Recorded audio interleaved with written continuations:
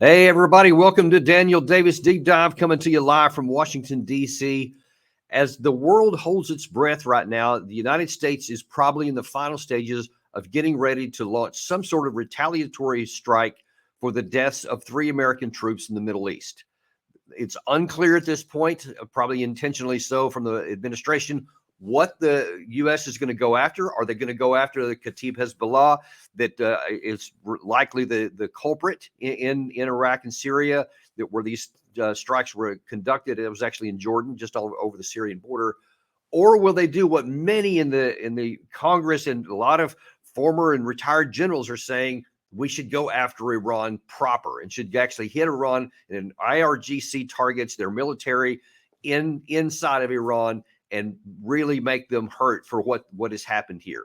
That's going to be the big question and there's all kinds of ramifications on that.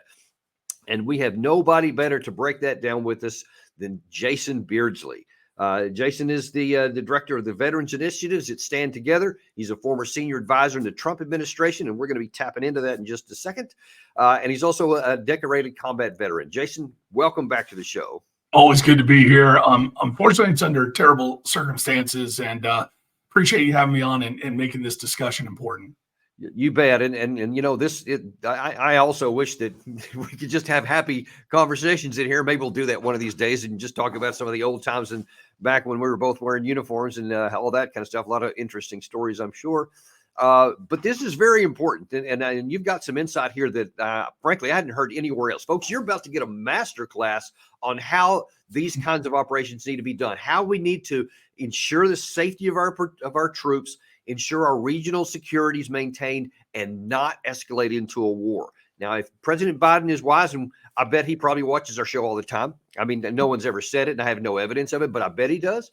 If he's smart, he will, and he'll be listening to you and probably call you up as soon as this is over. So let's see how that part works out there. But that's a separate issue. But listen, first of all, I just feel like I have to do this. We got to touch a little bit on why we're in this situation here and why these troops were actually killed, because really at the core of it, Iran and all of these groups in the region, they don't fear us, and they're not concerned about what's going to happen, because I think that they don't take us seriously. And let me just show you this one clip that was put together. It's kind of a compilation of some things. Well, it speaks for itself. I have one word: don't. Don't. What is your message to Hezbollah and its backer, Iran? Don't. Don't. Don't. Don't. Don't. Don't. Don't. What's the message to Iran? Don't. As President Biden said, just don't. Exactly. One word. Pretty straightforward. Very straightforward. We told these terrorists not to attack us, and that should have been enough. And I mean, let's just start right there, Jason. So you're a bad guy, let's say. No offense. But if you were a bad guy and you hear that the president of the United States and the vice president of the United States utter those terrifying words, what are you going to think?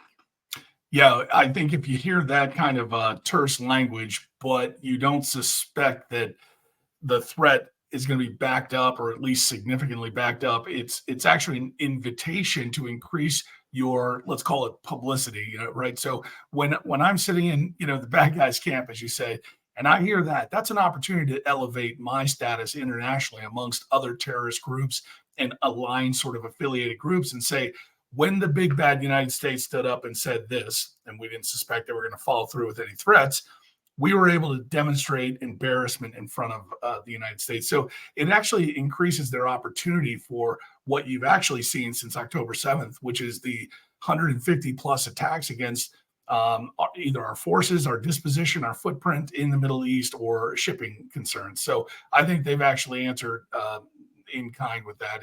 You have to take that threat seriously for it to be effective. Right. And then the second issue, which we're going to talk about in a little bit more, is that as of earlier today, I think the current total was there had been 165 attacks on U.S. assets in the region since I think the 17th of October, which is when the Israelis actually conducted their ground invasion. That seemed to spark off a lot of support in the region for them and against anybody who was either Israel or supporting Israel, as we were. And yet there have only been 15 really pinprick type one-off strikes, which means that the vast majority of these strikes had no response at all. Even, of course, they didn't hit anything in many of the cases. We shot them down. They missed their target. But the message to the guys who were firing it has to be, cool, let's just keep trying until we succeed. And, of course, they finally did. Well, and there's a greater context here, too. The Yemenis, particularly the Houthis, which overthrew the government of Yemen in 2014, has been under constant assault and barrage by the U.S.-backed Saudi air campaign for years on end, receiving sort of the bitter end of thousands and thousands of air raids. They've survived that. And this doesn't necessarily wipe them out as much as it upsets them. And it actually forces coalescing around that group. The Houthis have gained power in spite of the years-long campaign to sort of aerial bombard them into non-existence.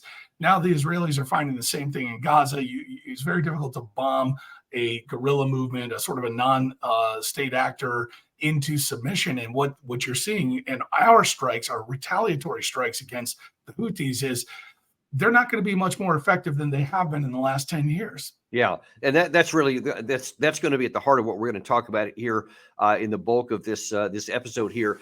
But because you're also a veteran, you're associated with Concerned Veterans for America. I want to talk a little bit about the three troopers who have been killed, because I imagine you're probably the same way. That was just anguishing to me. I've been on a couple of television shows talking about a lot of this stuff, and in two of them, they had the parents on before I was, so I had to watch that, and it's just heartbreaking to watch, because this is so predictable, but it doesn't matter when you see that kind of pain. It's just, and it's like a family member, because anyone who's worn the uniform, we all feel that camaraderie ship, especially when you've been into combat. And so I want to take a look at a couple of comments here from Pat Ryder, who's a spokesman for the Pentagon, made yesterday here, and I want to ask your question or opinion about some of the things she said regarding the veterans. Just take a look at the first one. These are brave Americans, very young, who have volunteered to defend our country and put themselves in harm's way. And so certainly we are reflecting on that anytime we lose one of our teammates, and it highlights the inherent risk that comes with wearing a uniform. Now, as far as that goes, that's a blanket true statement of literally everyone who volunteers to serve in America. You understand tacitly that you may one day have to lay your life down for your country or for your fellow troopers. That is certainly a given. But what is not a given by anyone who signed up is that they may one day be asked to lay their life down for nothing and for no value. Now, they can't say that. The Pentagon can't say, well, there was no value to America, so they got to make something different up. And here's what Ryder added in a different conversation. I'm not going to telegraph or forecast any potential response from the United States because of this attack, other than to say there will be a response, and this kind of action will not be tolerated. U.S. forces are in this region for one reason only, and that is to focus on the lasting defeat of ISIS. And so, again, we will do whatever we need to do to protect our forces going forward. But certainly, at the end of the day, we are not looking to engage in a wider conflict. So we don't want to engage in a wider conflict. We're going to hear the president say that in a minute. But the other thing that's consistent is this whole counter-ISIS mission. In its original comment, CENTCOM actually had a statement where they said that they're talking about this Tower 22. They were describing what it was, and they were just saying it's 350 U.S. Army Air Force personnel deployed to the base to support key functions, including support of the coalition for the lasting defeat of ISIS. They have to add that in there so that they reinforced it. No, they're really there for a reason. Secretary Austin, in his statement, he said that, he was outraged and deeply saddened by the deaths of 3 U.S. service members and the wounding of American troops who were deployed to a site in Northwest Jordan to the Syria border, work for the lasting defeat of ISIS. Again, the identical phrase, which you just keep hearing over and over in all the administration and Pentagon officials. But look, Jason, when you take a look at what's been going on since 2019, when the actual mission that those guys were doing, especially in Syria and Iraq, for the defeat of ISIS, that happened. It was finished. Trump gave them that attainable military objective to take all of the territory that ISIS was holding in Iraq and in Syria. That was finally finished with Mosul and with Raqqa. And I think by the March of 2019 was the date that mission was finished. They should have been withdrawn then. They should have all returned. Instead, none of them returned, and there is no valid mission there. It's myth that they're there for a counter-ISIS mission. So as a veteran, somebody who's fought and somebody who cares a lot about vets, how do you feel when you hear the Pentagon constantly claim that they're doing a mission there that's worthy of their deaths? Well, let me first say to the families and those who are proud Americans who support this country, they'll go anywhere given the mission. These are young reservists and National Guardsmen who are out at the edge. I'm a Special Forces combatant, so I volunteer to specifically put myself in harm's way. That's not typically the case with someone who's picking up, a little additional work on the side. So we have to first recognize what troops were actually in harm's way here. These are sisters and daughters and brothers and so on. So these are real people. Now, to the lasting defeat of ISIS, one of the complexities here is the Pentagon is kind of conflating terms that we're a military entity. So we do well when it comes to military strategies that affect an opposition military force. What they're talking about here is about trying to tear down an ideology, or let's call it mental stronghold, if you will. And the ISIS sort of ideology is behind this. And what we found in Iraq and what we found in Afghanistan is when we're trying to prosecute a war against a sort of idea, you're never going to have a quote unquote lasting defeat. I think that's some sort of modern gobbledygook, right? An actual defeat comes when your enemy military structure bows down and says, we're done, we quit, we give up the field of battle. You're not going to get that with non-state actors, and it's not going to happen with an ideology. So the Pentagon has placed troops in harm's way, specifically with sort of the notion that we are in the space of rhetorical fighting or ideological fighting. Well, the real truth is the other state tools are better purpose for this. This is diplomatic, it's economic, it's information and intelligence and those type of things that have to be woven together, because when you use a tactical tool, the military, against a non-tactical idea, you're going to be at that a long time. And if you have any questions about this, I know there's audience members who probably, push back on that. You can just look at how COIN did counterinsurgency operations for 20 years in Iraq and 20 years in Afghanistan. Our lasting defeat of Taliban ended when we gave them $700 billion worth of equipment and left them in control of the country we determined that we were going to take them out of control from. And the same thing in Iraq, with the Shias actually penetrating the Iraqi government. That's just yet another level of problem. But one of the most annoying and aggravating things that I observed during my last combat tour in Afghanistan was when my job required me to literally travel throughout the whole country to visit frontline combat troops to find out, if they needed any additional equipment. I was working for the Rapid Equipping Force. So I was actually sent out there to go to the front line to talk to all these troops to find out, do they need anything that they don't have, that they didn't deploy with, that they need to do their specific job. One of the things that I found so noteworthy, especially from my background, coming from an armor background and working in the cavalry, to where everything in the military that I was taught from a second lieutenant all the way up was you have to have a mission statement, an attainable objective, and an end state. You have to know what you're trying to accomplish, what the logistical requirements are. Do you have enough? And then what are you supposed to accomplish with the resources that you have? That's just standard military stuff. That's just standard even business practice and just good practice, period, in any kind of an endeavor. When I went around to all these troops there, they were, to a man that I ever saw, were always frustrated because there was no attainable military objective against an insurgent group called the Taliban.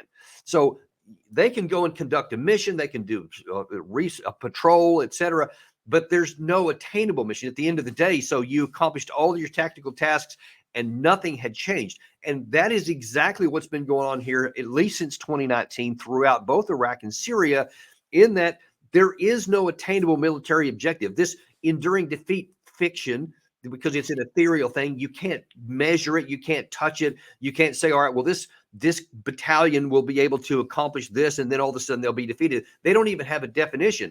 Ergo, there is no possibility of success. All they can do is sit in these dots in the desert, which we're going to show in a second, and hope they don't get killed. And now that finally 3 of them lost that hope. You have really nailed it. And that's the problem, is these are not clear military objectives, but we're using clear military operations to try to attain a sort of ambiguous goal. And that puts our troops in harm's way, and we don't take the advantage. Basic military principles is you take advantage against the enemy. It's not advantageous to put 300 guys or girls or service members in a spot in the middle of the desert with surrounded by enemies and then say this is a strategic, key terrain stronghold. That's what the Navy's for. That's what, dropping diplomacy from the air is. We have space-based weapon systems. We have cyber weapon systems. We have diplomacy. We have economic systems. By the way, we're still funding the government in Iraq, which then trickles down the funds to the PMF forces that are Iranian backed that are actually taking shots at our troops. So at the end of the day, the hammer of the military should be matched with the jackhammer of economics. Like cut their ties off, cut the funds off. We have the capability to do that. But the problem is, the same folks that sold the American people on beating, Al-Qaeda and affiliated, affiliates throughout the region, and the same one that sold America on beating the Taliban, lied for 20 years. We didn't beat them. Nobody got fired. Nobody was held accountable. Right. Congress is dodging their responsibility by ducking every single vote they can. During the Trump presidency in 2019, there was a submission by bipartisan legislators to pass the War Powers Resolution Act against Yemen to make sure that the president didn't take us into war there. He vetoed that. They redid it in 2022, another bipartisan thing, and Bernie Sanders pulled it back and said, we don't want to actually take this vote because we want to deal with the administration. Every time Congress has the opportunity to take its role as the legislative body in charge of taking the country to war, you watch them slowly kind of shirk their responsibility and step back, hand it off to the president and say it's his fault. President, meanwhile, stuck in this quandary because all presidents want to expand their own presidential force. They don't want to have to go through Congress, but given the right environment, they would. So what we're seeing here is a lack of accountability in the military, a lack of accountability by politicians, a lack of accountability by the White House. And at the end of the day, who pays the price for that? Right. These exactly kids on the ground. Who's the bill payer? It's people like these three who are now dead. And the 30 some odd. Yeah, those, like you said, these are real people. It's not just casualties or three people who died. It's these three individuals right here, these two gals and this guy right here. Obviously, I mean, just look at them. They look like great people. Like I said, when I was listening to their parents talk about them, it's just breaking my heart because they shouldn't have been killed. They should still be alive. But okay, so I want to kind of shift gears a little bit here. Let's make sure no more die. Let's make sure that these errors that we've identified get acknowledged, and then we can worry about the holding people accountable later, and I will. But for now, let's end this problem here. So now, as I'm going to show you a little clip here from one of the State Department officials. Everybody wants the White House to respond, right? Because they want to say, hey, you harmed our people. You're going to have to pay for it. Now, categorically, I agree with that. The people who actually did this should pay the price. We should kill them. Anyone who had anything to do with killing American troops, I'm 100% on board with that. But we have to make sure we do it the right way so that we don't inadvertently spawn a larger war, which gets more Americans killed for a mission that doesn't even need to be fought. Now, as this State Department spokesman said a couple of days ago, she addressed an issue that everybody's wanting to hear. They want to hear that Iran did this to make it easy to go after them, but she kind of equivocated. Here's what she did say. Just to follow up, you said Iran was behind the attack. So what does that mean? Have you seen evidence of financing or directing anything specific to this attack, not just generally, but specifically? So maybe I need to clarify further from what Lita had mentioned. We know that Iran funds these groups, like Kataib Hezbollah. We know that these IRGC-backed militias are the ones responsible for attacks on our troops in Iraq and Syria. Beyond that, we're doing an intelligence assessment. We don't have. I can't give you today that. This attack, linking it to Iran. We just know that Iran funds these groups, like Kataib Hezbollah and other groups that have attacked our forces. But I don't have more to share on. You're saying, right? As a general matter, yes. So now the question is, if Iran was Iran was associated with it in some degree, whether they actually have the puppet strings like a lot of people want to think, or whether they were just, providing training, ammunition, and resources, then these guys are independent actors or semi-independent actors. I think there's probably some truth to that. But the issue is going to be, what do we do now? Now, when Biden's getting ready to attack, now a lot of people are just thinking, okay, let's go after the IRGC. Let's go after, I actually heard General Kellogg say we should go after the Ayatollah himself, which is the head of state, which is the very active definition of an active war, which is absurd. Let's hope that they don't do that. But all these talking about, hit this. Nobody's thinking comprehensively about this. You sent me an email a couple of days ago where you listed off a number of things. And that's why I say you're about to get a masterclass on what you need to think about here. One of the first things that you wrote in that is that you said, simultaneously with doing a lot of the things we're going to do, we need to reevaluate the positioning of our troops. Adhering to the basic military principles, we should move them to more strategically advantageous locations. This is taking cover before engaging in a firefight, a tactical repositioning to ensure better defense and effective countermeasures. This kind of strategic redeployment is crucial, especially when considering the modern battlefield dynamics. Now, I have been advocating that we need to withdraw our troops from these just scattered spots. Gary, if you could put that map back up there again a second. You see, when you look at this map, it's like a bunch of red dots just tossed all over the map, and they don't seem to be there in any rhyme or reason. And my argument has been that we need to withdraw the majority of this and put them in places where they can still do some good for the United States, but they won't be vulnerable. Now, you apparently have a slightly different view, but I want you to explain what you mean when you say that the positioning is important. Sure. Well, as you know, battlefields are very dynamic. They're very fluid. So in key sort of battles, we have to always decide where the key terrain is. Where do we want to be to take advantage of the enemy? Where do we put our forces, our weapon systems, our troops, so that they have a notable advantage over the enemy? Advantage, not a disadvantage. So their current positions put them in places that are disadvantageous, and they have a base of 300 people in the desert. Can provide advantages depending on the circumstances, but that's about logistics and air campaigns and so on. But for the current fight, this strategy against ISIS, if you will, or Houthis or Iranian-backed proxies, advantageously, those troops should have key terrain that is defendable and gives them a chance to strike at the enemy without having to watch their back all the time. This is the equivalent of getting into a gunfight and not seeking cover, right? You don't step out into the middle of the battlefield with no cover and start firing on the enemy unless you're in a near ambush, in which case we're not in a near ambush. We have a deliberate decision-making process. Where will my troops most affect the enemy? And if the answer is sitting in the middle of the desert, you might want to look at your strategic thinkers on this one. It's not a military principle. My suggestion is, look, we have naval vessels, we have strong points, bases that are well defended, have better air defense, better artillery, better response mechanisms, and we can actually move from those bases into positions to interdict and harass the enemy as necessary. But the idea that we would actually take shots at the enemy while we have troops exposed in very, let's call them outpost-like situations, is a really hostile prospect. And by the way, I've been there. I've been a singleton out on the edge of the world when, if the enemy decided to close in my position, I didn't have a lot going other than my wit and charm, and that wasn't going to take me too long. So, I was going to say, on the Iran-Iraq border, we were on a tiny little outpost. It was about 40 of us.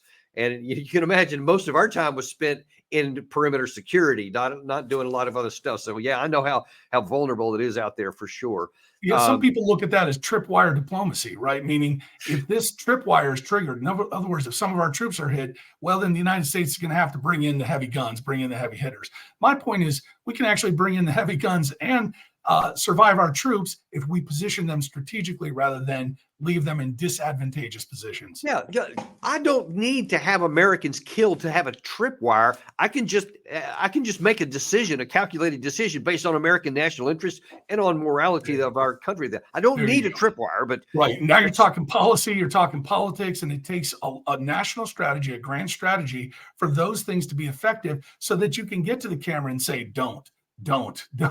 But that don't, without any strategy behind it, it's ineffective. It's ineffective. Now, one of the things you wrote in that email that raised my eyebrows a little bit, because something I hadn't even considered, and I wonder if you could explain to our viewers why this is important, because on the one hand, it doesn't sound like it's even related, but you say it's very much related, and that is the presidential daily brief. You said that the way that even prior to this, so that the president understood exactly what was going on, and he understood the dynamics, that it maybe should have been something different. Can you explain that? Sure. Yeah, I was talking about the presidential intelligence, priorities. What do we prioritize? What do I want my intelligence community to focus on? It's like setting Google alerts, right? And if the top two priorities, for example, and this is just taking it right out of the air here, but if the top two priorities are Iranian malign proxy influence, then we're watching them. We're spending our money collecting against them. We're developing target lists so that we know how to interdict them. However, if they're not on that top of the list, if they're not a priority for the president, the intelligence communities don't collect on it. Now, just by way of reminder for the audience, the president in 2021, 2022 or 21, I'm not sure which, took the Houthi rebels off the list as a terrorist organization. We have two tools that the United States has: foreign terrorist organization or a specially designated global terrorist organization. Here's the difference. The FTO, the foreign terrorists, if you're associating with them, it's criminal, it's bad. We can take action against you. On the other hand, if you're an SDGT, the globally designated group, then it's basically like we're cutting you off from the United States finances. We delisted the Houthis from the foreign terror organization, put them actually in nowhere until 2024 of January. We relisted them as an SDGT. Now, here's what that means. Long story short, we took away the tools to treat them like a terrorist organization back in 2021. We relisted them as a kind of like cold shoulder of our financing system here in 2024. This is an indication that the priorities of the administration were not on looking at the Houthis as a malign influence organization of Iran, which meant by the time we got in this spat over the Red Sea, we didn't have a target list developed to the robust needs that be required to complete deterrence. Deterrence is about the tools of state. It's our intelligence capacity. It's how do we organize our agencies, that's CIA, NSA, every other tool, so that we're collecting everything we need to know so that when we get to the podium, we know exactly who to hit and where because we've been watching them. On the other hand, if our agencies are focused on other things, their priorities change. And just by listening, you can hear the priorities are things like climate change or diversity or things that end up taking away from the mission itself. That's why we didn't know October 7th was going to happen. And we find ourselves behind the eight ball. So there should have been a more robust intelligence organization or focus, if nothing else, so the president is aware of even what's out there, so it's not a surprise to him when something like this pops up. But then the next thing that should have happened, it didn't. Now then we're at the point to where, all right, now then we're going to have to get kinetic, because the president definitely, by all accounts, is going to do something big. Certainly compared to these one-off, little warehouse hits that he's done up to this point. The question is going to be what? And you said in this email that you think it's very important that these be intelligence driven and precise. Elaborate, please. So, number one, nesting the strategy. In other words, what is the grand strategy? Who do we try to affect and how? And when we talk about precision, we're talking about interdicting their offensive capabilities. What are they using and from which places? And don't forget, when most people think about striking the enemy, they think in kinetic terms. That's missiles, that's warheads, it's actual material. But we have other means. You remember Stuxnet? I'm sure you do. Stuxnet for the audience was the virus we gave Iranian nuclear facilities a virus that nearly melted down their reactors. And there's different ways: cyber warfare, space-based type warfare. We can interdict the enemy multiple ways. But to do that, our intelligence communities need to provide a robust understanding of how they move money from one place and then operate that money in another place. And right now, again, we'll go back to the Yemenis who have been fighting under aerial bombardment for 10 years, the Houthis, against their own internal conflict. Al-Qaeda is there, ISIS is there, the Yemen government, the old Yemeni government is there, the Saudis are there, and now you have the Houthi rebels. Extremely complex. So if we don't have a developed picture, who are the players, we're not going to be able to strike targets effectively. If we don't layer those strikes with politics, the policies that the administration can cut off the funding. Don't forget, we talked about the funding. The United States is backing the Iraqi government, and we're subsidizing some of the same forces that are shooting at our soldiers, the Iranian-backed PMF forces that are actually lobbing attacks at our soldiers are getting their funding from the Iraqi government. So cut off their funds, look at the policies, understand the intelligence picture, and then you can selectively determine which kinetic strikes layered with cyber, space, economic, warfare, those then could be a lot more effective than what we're seeing when you just emotionally react with a missile strike. By the way, our strike should be there to decrease their capacity to attack us. These are defending our assets, our soldiers, our people, by creating places that cause them trouble in offending us. Now, that's not easy to do. That's why the intelligence community is built. We spend trillions of dollars on it. So the American people should be able to expect to get some sort of product out of that. And for my money, we're not seeing it. Yeah, I think that's pretty evident so far. It is because this is what we hope that they do, what they should be doing now. But looking backwards over the last 165 strikes, it doesn't appear that they have been deploying that up to this point anyway. Now, the last point I want to talk about here, I think, is one of the least recognized but potentially most significant issues for the United States that I want you to address here a little bit, and that is in terms of our ability to maintain the limitations, to recognize the limitations on our ammunition arsenal. Now, we are, continuing to send a lot of ammunition and weapons to Ukraine. We're trying to get more. We've run out of money there, and we'll see how much further that goes. But there has been literally millions of artillery shells, tens of millions of other kinds of ammunition that have gone up there. Now then, we have literal plane loads by the day going into Israel. We're still trying to send some stuff over to Taiwan. Now then, we've been spending lots of these missiles in the Red Sea. We've been spending lots of other anti-aircraft capability systems in the Middle East to protect all of these little dots on the map that you see there. That's what's happened so far. Right now, we're in this open-ended conflict with the Houthis there in the Red Sea. There's no telling how long that deal's going to go on and how many more missiles we're going to have to expend there. If we get into a war with Iran, this thing could last a long time. Nobody should be under the delusion that a few missiles is going to make Iran back down. And if they escalate and we get into a war, do we have enough ammunition to be able to support all of these things that are ongoing that I just mentioned? There's always going to be creative solutions in a battle, but the thing that you're talking about, you're an armored guy, cavalry, you've seen it before, is war is expensive, and we've spent a lot of money funding, for example, whether it was Iraq or Afghanistan. We lost a lot of that equipment. It's gone. It's never to be seen of again. And then we funded what was going on in Ukraine to the tune of depleting some of our munitions. And these are not easy supply chains to ramp up. In other words, when you put a TLAM, a Tomahawk missile out, a land-based missile, or when you build a Stinger or Javelin, or when you build things like the howitzers and the shells that go with it, they're not simple production materials. There's an entire line behind that. That's why Raytheon and General Dynamics need time to ramp these up. These are expensive systems. They don't always work in weather battlefield conditions. They're very finicky. American technology has been very much at the forefront of our battlefield enterprise. So that technology takes a long time to spin up. And to keep up with the demand that we saw in a ground war between Russia and Ukraine, we suddenly were dipping into our munitions. And the way we know this is the Pentagon has talked about this. If you listen carefully what the Pentagon said, they are saying that they are looking at depleted stocks and they're having to resupply themselves. Now, with that in mind, the American people need to remember, I think they're aware of this, but what we're actually facing are potential future conflicts like Taiwan, if China determines to flex their muscles there. How do we continue with allies like Israel? Or what do we do in places like the Red Sea if we have to start launching missiles? This is a very expensive enterprise, and our manufacturing capabilities, as fast as they are always going to go. They're going to fall behind what is needed in a real war. Real wars on the ground are expensive, and we learned that in Ukraine. At the same time, it's easier to offend than defend.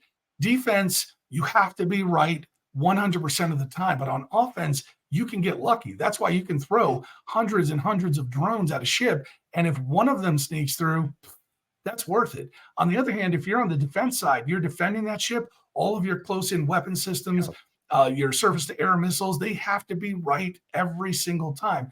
And in battle, that's not even possible. So technology plus supplies make this a developing sort of battlefield, and we're learning about it. And guess who else is learning about it?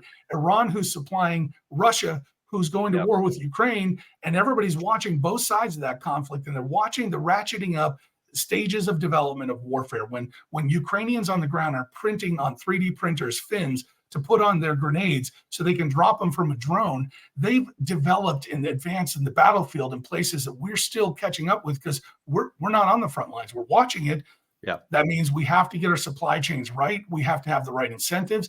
But almost to go back to our original point, it's actually easier to put troops in highly defendable locations so that when you are attacked, you have the most advantage over your enemy, as opposed to sitting there in very sparse outposts like you described, waiting for one of 100 drones to slip through and cause damage. That's what happened the other day. Right. And we just, that really underscores just how super complex all this is. It's not just about launching some TLAMs and sending a message to Tehran. There's so much more involved with it than that. And I certainly hope that the White House is taking advantage of this and thinking about it through the time before they take any action. And it appears that they are. Hopefully, even if it's belatedly, they're starting to do some of that right now. So in the last couple of minutes we have here, I wonder if you can just tell us, if Biden is watching this and he does call you afterwards, what would you tell him that he should do on this case right now? Because he has to respond to something, to this attack in some way. What should he do and what should he not do? All right. Well, you're going to throw a kinetic at him no matter what. There's no president that's going to walk away from the kinetic. But let's put that aside. Everyone's got that. Hit him in the wallet. Hit them in the wallet. Take the funding that we're flushing, we're making the Iraqis flush with, and start putting constraints on that money because it's leaking through to the Iranian proxies. Next, when you go after these guys, make sure that it's not just kinetic, that you've got other plays in mind.